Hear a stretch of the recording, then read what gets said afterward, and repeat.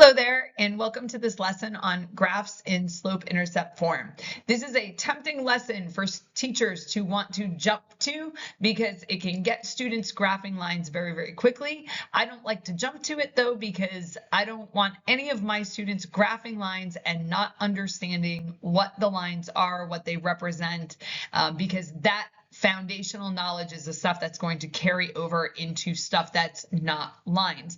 Now, as always, give this video a thumbs up if you find it helpful and subscribe to the channel for more math help. Drop a comment below, let me know what you think. And without further ado, let's get into the lesson. So we have a question to consider here. How many points do we need to graph a line? And this is actually a geometry question. So if you have already taken geometry or taken some geometry, you might be like, I know the answer to this. If you haven't taken geometry yet, you might not have ever thought about the answer to this, but take a moment, pause the video if you need to, and think about how many points do you need if you want to graph a line.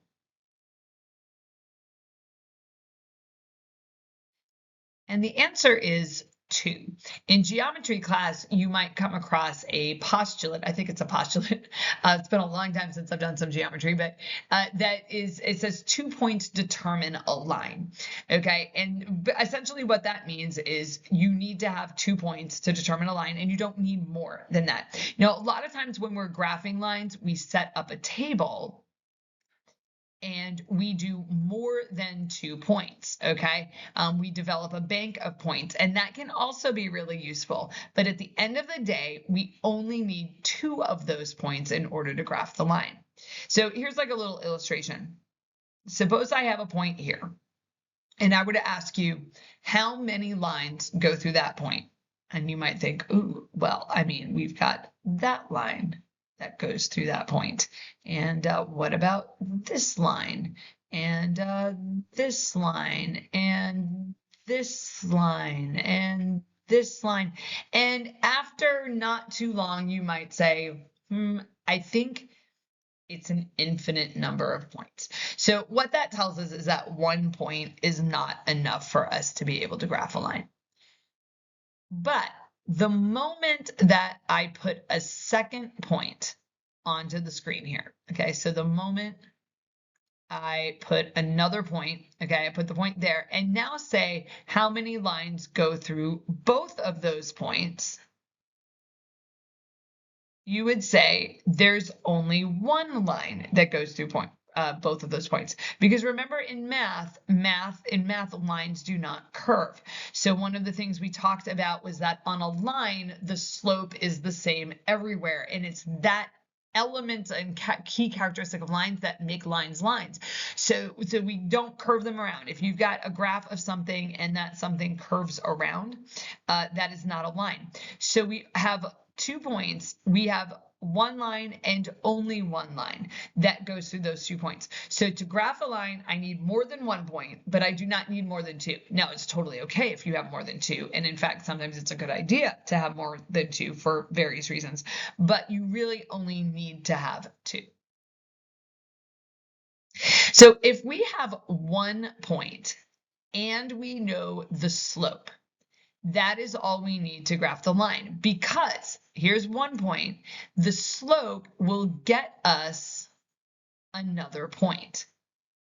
So if we know the rise and the run, we will be able to use that 1 point and figure out another point. So for example, graph a line that goes through the point 2, 1 and has a slope of -4/5 or -4/5. So I know the line goes through the point 2, 1. So I'm going to come over here and find the point 2, 1, and we put a dot right there at the point 2, 1. Okay, so there's that. Now from that point, I know that the line has a particular steepness. Okay, so again, if you think back to the other example that I had, if you just have 1 point, there's an infinite number of lines that go through them. But what makes all those lines different is their slope. Some of those lines are steeper than others. But if you know exactly how steep the line is, then you should be able to find where like another point on that line. So I know it goes through the point 2, 1, and I know how steep it is. So that means I should be able to follow the steepness and find another point. So our rise in this case is -4. So starting at that point, I'm going to go down 1, 2, 3, 4, and I'm going to go right 1, 2, 3, 4, 5. All right, and there's my slope. So it's like going in the other direction from what we were doing in the last lesson. So I go down 4 and right 5. Let me double check and make sure I did that right. 1, 2, 3, 4, 1, 2, 3, 4, 5. There we go. And now I have another point. And that's all I need to be able to graph that line. And it would be awesome if I could draw a line that would go through the points, but we don't want to make our expectations too high. So pretend that that line goes through both of those points. So now if you're doing this not on a computer screen and you have a piece of graph paper or a piece of notebook paper, you can line up your ruler and you can make that happen really well. So in other words, if you have a point and you know how steep the line is, you should be able to use the steepness to find another point, and then that's all you need to be able to graph the line. So introducing something called slope-intercept form, and I'm not going to explain that quite yet because I want you to be able to think about it and maybe figure out for yourself why it's called slope-intercept form. So many of the relationships we study in algebra can be written in forms that show us key pieces of information. One key algebra skill is switching between forms. And so when you're talking about equations of lines, this is one of the forms that it can take. And there's about 2 other forms that are fairly common for equations of lines. And we'll get a little bit into that in this lesson, kind of moving between the forms. And you'll see this further in algebra as you move into like algebra 2 and you have parabolas and you have different forms that they can take. And each form kind of shows you a little bit something different about what you're looking at. Okay, so slope-intercept form is represented this way, and this is the kind of thing that you definitely want to write down in your notes if you're taking notes, if your teacher's giving you notes. If you don't have this written down somewhere where it says slope-intercept form, make sure you're writing that down right now. And we call this y equals mx plus b. So we know that m must be the slope, but what is b? We've already established that m is a shorthand or a symbol that's used for slope. So we have y equals the slope times x plus some number. But what is that number? What is b? Let's explore it and find out. So could I just tell you, hey, this is what b is? Yeah, I could. But you're probably going to forget it. And I tell my students this all the time. If I just like give answers and the answers don't have context and they don't make sense to you, then you forget them. You forget what it was. But if you can handle it and discover it, you are so much more likely to remember the information. And ultimately, like that's what we want. So what we're going to do in this first problem here is we are going to pick some values for x, and we're going to fill out the table just like we've done before. So in this particular problem, we're going to use x is -1, x is 0, and x is 1. Now we can do a little bit of scratch work here. So 2 times -1 plus 3. So we're plugging that in. We get -2 plus 3, and y is equal to 1. So when x is -1, y is 1, and I can come down here and plot that. There we go. Now plugging in the 0. So y equals 2 times 0 plus 3. I love zeros. They're so awesome. 2 times 0 is 0, and 0 plus 3 is 3. So when x is 0, y is 3, and we'll go ahead and find that point. And then we'll do the same thing for x is equal to 1. So 2 times 1 plus 3, 2 times 1 is just 2. And 2 plus 3 is 5. So when x is 1, y is 5. And we kind of expected that. We expected to get the 3 points in a row like that. And then we're going to be that nice straight line because all lines are straight. And there it is. Now, here's what I want you to notice. There's our 3. Okay, and then I want you to notice what point we're looking at on the graph below. So the point of this exploration is not for me to just tell you stuff, but I want you to see it. And even better, if you're copying down some notes as you're watching this video, that's going to be even better. Now, for this next one, I'm going to leverage what I know that denominator to be, and I'm going to pick -3, 0, and 3 because I know the 3's are going to cancel out nicely. And let's go ahead and start filling in our table. So -2/3 times -3 plus 6. That's going to give me 6/3. Because -2 times -3, if I lost you right there, right there we go. -2 times -3 is +6. Okay, that's where that came from. And then we have a +6 here, and so that's 2 plus 6 or 8. So when x is -3, y is 8. So we'll go ahead and find that point. So there it is. Awesome. And now let's plug in x is 0. And I want you to notice something that is helpful. It's plugging in a 0. It works really nicely because it doesn't matter how ugly that fraction is. If you multiply it by 0, you get 0, and 0 plus 6 is 6. So when x is 0, y is 6. Okay, and then one more, we're going to do -2/3 times 3 plus 6. -2 times 3 is -6. -6 divided by 3 is -2, and -2 plus 6 is 4. Okay, and so when x is 3, y is 4, and there's my line. So I'll change my color. Maybe I'll change my color up.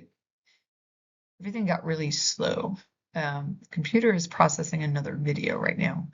Okay, and again, things that we want to notice. We want to notice our 6, and we're matching it up there. And I also want you to notice what you got going on down there. Okay, and you might notice that we have some patterns here. Okay, internalize those, think about them. And let's do the last one. For the last one, we're also going to be using -1, 0, and 1. Those are typically good points to use. The reason I went with the 3's in the previous problem was because I had that denominator of 3. So, all right, let's do y equals -3 times -1 minus 1. -3 times -1 is +3, and 3 minus 1 is 2. So when x is -1, y is equal to 2. So there's my point. Next one is when x is equal to 0. So we'll plug that in. -3 times 0 is 0, and 0 minus 1 is -1. And so when x is 0, y is -1, which is going to put me right there. And last but not least is x being 1. -3 times 1 is -3, and -3 minus 1 is -4. If that is a little bit trippy for you, remember that subtraction is adding a negative. So that's really -3 plus -1 might be a little bit easier for you to get your head around. And so when x is 1, y is -4. So there it is. And there's my beautiful line connecting them. All right. And let's notice again, we were looking for the -1. And once again, we see the -1, and there it is right there. So as we're doing this, pause the video if you need to. If you need to just pause the video to think for a second about what am I seeing, go ahead and do that. All right, now what I'm hoping that you're seeing is that that number sitting on the tail end of our function there, okay, or I don't want to use that word, equation, is also the number that we get when we plug in x is 0, because in each of these situations, when you plug in x is 0, this piece of it, the mx, drops out and it leaves you with whatever that number is. Same thing happened here. You plug in 0, that drops out, leaves you with the number. Plug in 0, drops out. So this is whatever you get when you plug in the 0. And it also corresponds to the point on the graph where the graph crosses the y-axis. Okay, and that's because the equation of the y-axis always has an x-coordinate of 0. So when you plug in the 0, what you're finding is some point on the y-axis there, and that's why it always seems to match up with the point that's on the y-axis. So when x is 0, I just answered this, we are on the y-axis. Okay, that's this here. Whenever you use x is equal to 0, it's going to put you somewhere on that axis. That's where the x coordinate is 0. So the points 0, 3, 0, 6, and 0, -1 are points with the lines cross the y-axis. And that is called the y-intercept. So this is a critical definition that we have here, okay? Critical definition. Y-intercept is the point where a graph crosses the y-axis. Make sure that you write that down. That is worth memorizing. I am not a big advocate of students memorizing stuff. My own students will attest to that. But that you need to know, that the y-intercept is where the graph crosses the y-axis. And that's where the name slope-intercept form comes from. So you've got y equals mx plus b. This number is the slope. This number is the y-intercept, hence the name slope-intercept form, because that's the key piece of information that this particular form of the equation for a line gives you. So how can we use this to sketch graphs quickly? So real quick reminder here, all right? If you see a subtraction, you can rewrite that as plus negative. And why you might want to do that is because it makes it match up with y equals mx plus b, because now you have the plus signs lining up. And sometimes if students leave the subtraction in there, they will miss that and they will get the sign wrong. So in this particular example, my slope is 3 and my y-intercept is -5. Now, a colleague of mine won't let her students write b equals -5. She makes them write 0, -5. So she makes them give the x coordinate that goes with that y coordinate. I do not typically require that of my students, but as always, you want to listen to whatever your teacher tells you to do. So that gives us our 1 point. The point 0, -5 is a point on the line, because I know when I plug in 0, I'm going to get -5 for my y. Now the slope is 3, and here we want to remember that if we needed that as a ratio, that would be 3/1. So my rise is 3 and my run is 1. So starting at the y-intercept, I'm going to count up 1, 2, 3, and then over 1. And that will land me right there. And that gives me my minimum of 2 points that I need to graph the line. Can do something similar over here. So we've got our b value, which is 1, okay? Or if you're my colleague, the point 0, 1.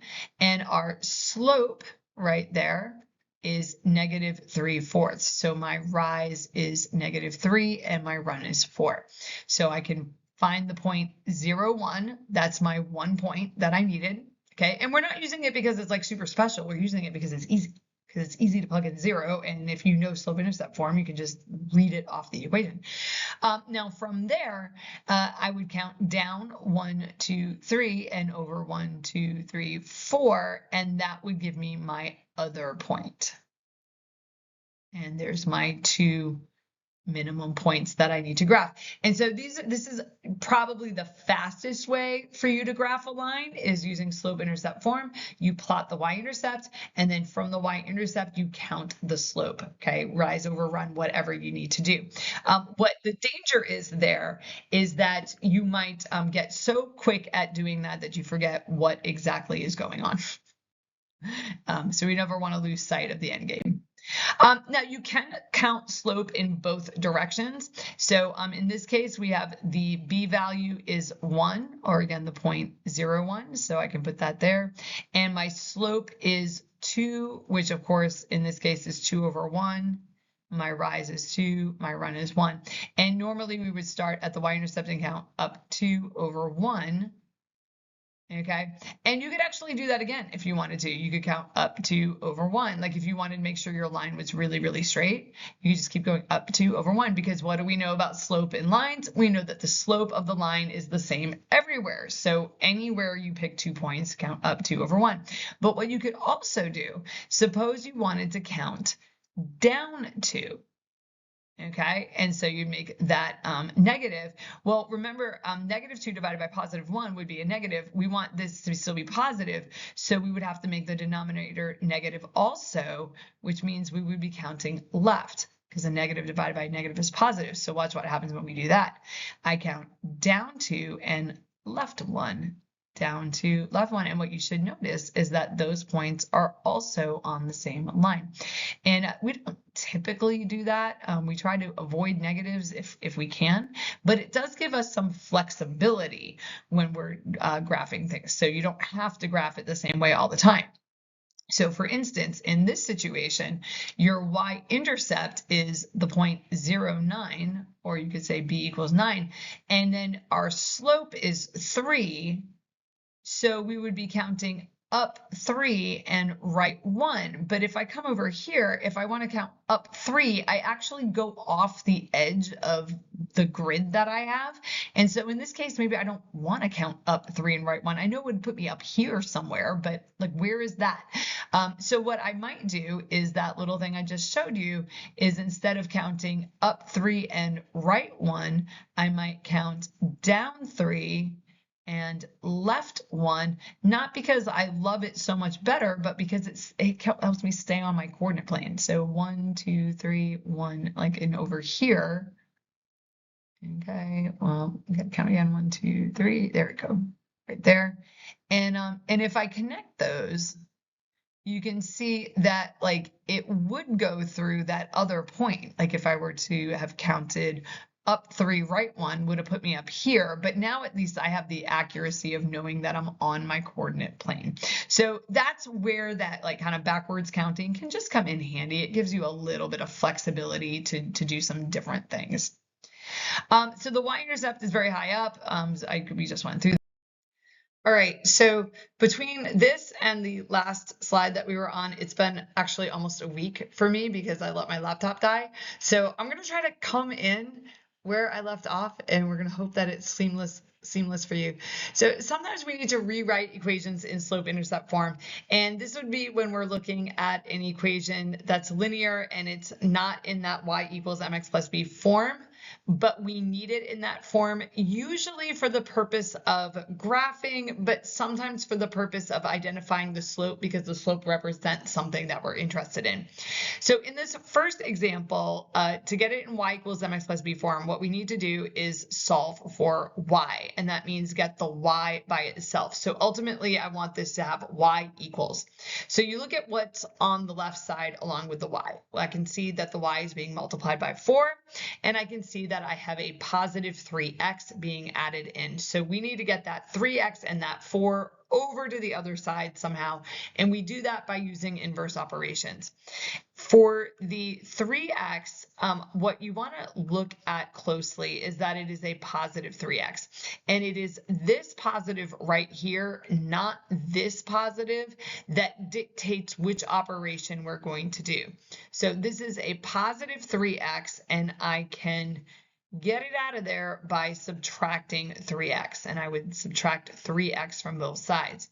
3x minus 3x is 0, and that of course is y. That cancels out, leaving me with the 4y, and we could have 8 minus 3x. Now at this point, you might want to switch the order around because we want it in y equals mx plus b form.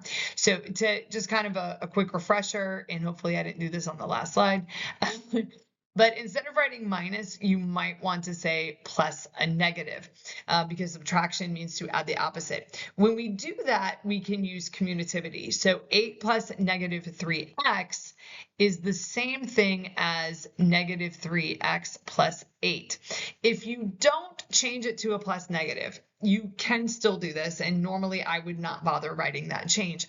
But what a lot of students will do is they'll forget that negative, that subtraction, actually goes with the 3x. So when you are moving it, what you can't do is say 8 minus 3x is the same as 3x minus 8. That negative has to go with the 3x. So rewriting it as plus negative can sometimes help. Now I've got 4 times y, and I can undo that by dividing. And do note that if I divide the entire left-hand side, I must also divide the entire right-hand side because we've got that equation. It is balanced, and if you do a divide by 4, you've got to do a divide by 4 on the entire side, not part of the side. Negative 3x over 4, I can rewrite as negative 3/4 x, and 8 divided by 4 is 2. Real quick there, this little move that I did right there, okay, we want to make sure we're okay with that. And this is the kind of thing that a lot of students won't ask about.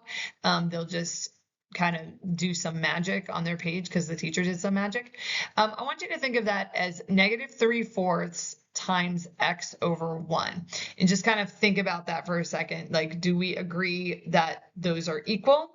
If you were to multiply those fractions in the numerator, you would have negative 3 times x, which would give you negative 3x, and the denominator would be 4 times 1, or 4. And what that does is it kind of takes the x out. And so this could be negative 3/4. Now, x divided by 1 is just x.